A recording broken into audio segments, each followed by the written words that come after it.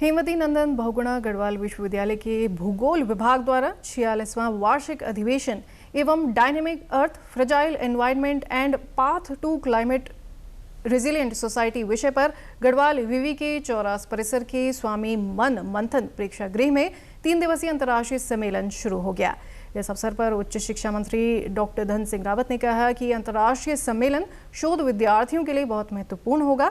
गढ़वाल विश्वविद्यालय के भूगोल और आपदा प्रबंधन विषयों के लिए अनुसंधान केंद्र बनाने की कोशिश की जाएगी ताकि उत्तराखंड में जो भी भौगोलिक परिवर्तन आ रहे हैं उनका अध्ययन कर हानि से बचा जा सके। गढ़वाल विश्वविद्यालय में रिसर्च के लेकर सेंटर देना है, तो अब भारत सरकार से भी बात करेंगे।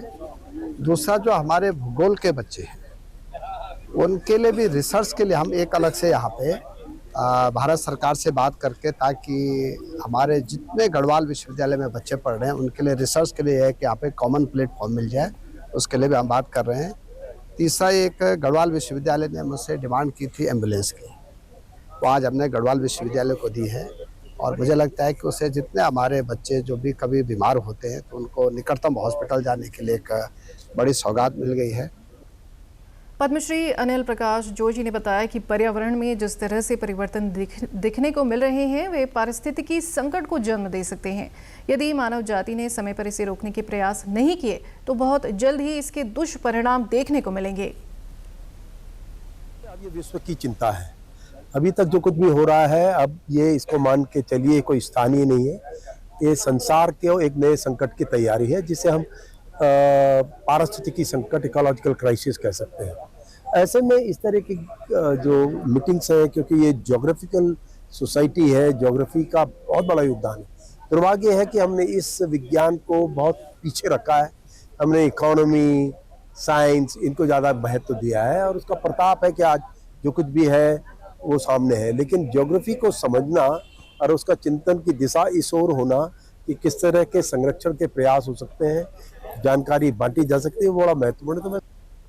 भूगोल विभाग के विभागाध्यक्ष प्रोफेसर मोहन सिंह पवार ने बताया कि 3 दिनों तक चलने वाले इस सम्मेलन में 30 से अधिक तकनीकी सत्र आयोजित किए जाएंगे, जिनमें डायनेमिक अर्थ सिस्टम्स, हिमालयी हिमनद परिवर्तन, मरुस्थलीकरण, सूखा और बाढ़ अध्ययन, फ्रेजाइल एनवायरनमेंट, पर्वतीय पारिस्थितिकियां, चरम जलवायु घटनाएं और पर्यावरणीय संकट, जियो इन्फॉर्मेटिक्स एवं machine learning, big data analytics एवं रिमोट सेंसिंग अनुप्रयोग, जलवायु परिवर्तन एवं न्याय, वैश्विक नीतियां, समानता और सतत शासन, शहरी एवं परिवहन भूगोल, स्मार्ट सिटीज सहित अन्य विषयों पर शोध पत्र प्रस्तुत किए जाएंगे। 3 दिन का अंतर्राष्ट्रीय कॉन्फ्रेंस है और इसमें जो ब्रिटेन और जर्मनी के भी जो पार्टिसिपेंट्स हैं भूगोल के, वो लोग पार्टिसिपेट कर रहे हैं। इन 3 दिनों में 30 सत्र यहाँ पर होंगे। 30 सत्र जो है हमने प्लान किए हैं।